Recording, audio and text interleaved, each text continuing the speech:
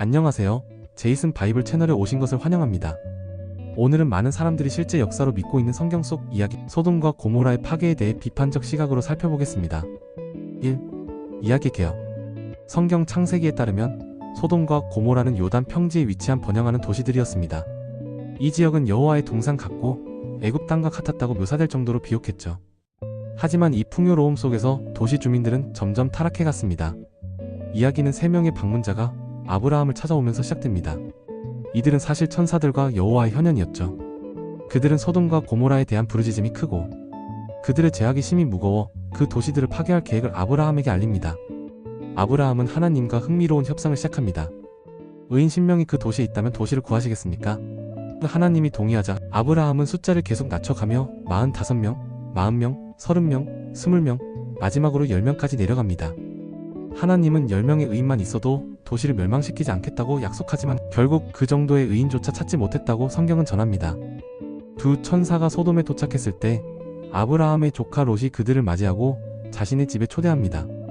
그런데 밤이 되자 소돔의 모든 남자들이 롯의 집을 둘러싸고 방문객들을 내놓으라고 요구합니다. 성경은 그들이 그 사람들과 상관하려 했다고 기록하는데 이는 성적 폭력을 암시하는 구절로 해석됩니다.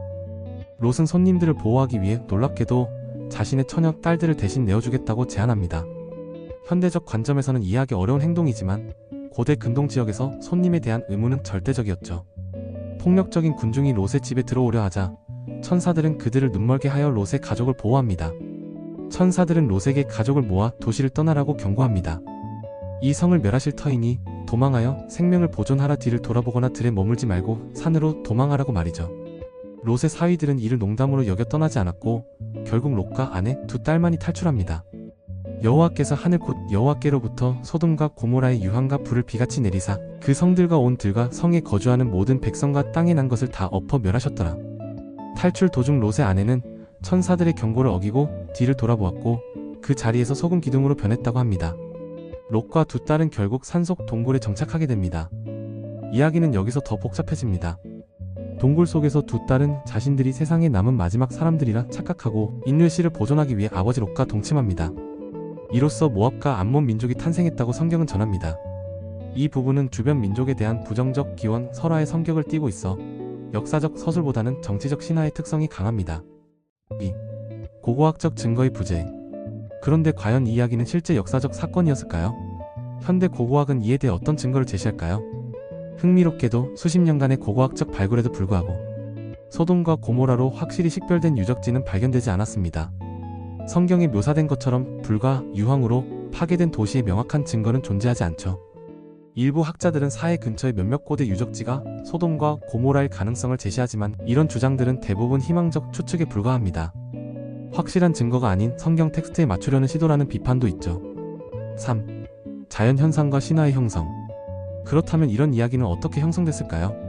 많은 학자들은 소돔과 고모라 이야기가 실제 발생했던 자연재해나 재앙에 대한 민간 설명으로 시작되었을 가능성을 제시합니다.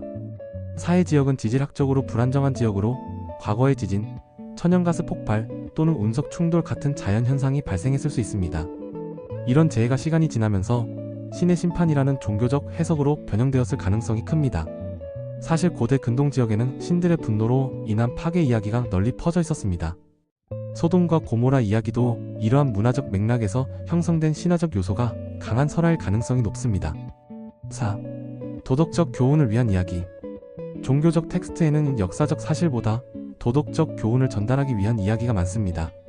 소돔과 고모라 이야기도 악행에 대한 신의 심판이라는 강력한 도덕적 메시지를 담고 있죠.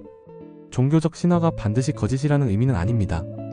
다만 이런 이야기들은 문자 그대로의 역사적 사실이라기보다 상징적 의미와 도덕적 가르침을 전달하는 매개체로 보는 것이 더 합리적일 수 있습니다. 5. 결론. 소돔과 고모라 이야기는 수천 년 동안 사람들에게 강력한 영향을 미쳐왔습니다. 하지만 객관적인 역사적 증거가 부족한 상황에서 이를 문자 그대로의 역사적 사건으로 받아들이는 것은 다소 무리가 있어 보입니다. 과학과 역사학의 관점에서 볼 때 이 이야기는 실제 자연재해나 재앙이 시간이 흐르면서 신화화되고 종교적 의미가 부여된 이야기로 보는 것이 더 합리적입니다. 중요한 것은 이러한 분석이 신앙 자체를 부정하는 것이 아니라는 점입니다. 종교적 텍스트의 가치는 역사적 정확성보다는 그것이 전달하는 도덕적, 영적 의미에 있다고 볼 수 있습니다. 여러분은 어떻게 생각하시나요? 댓글로 여러분의 의견을 공유해주세요.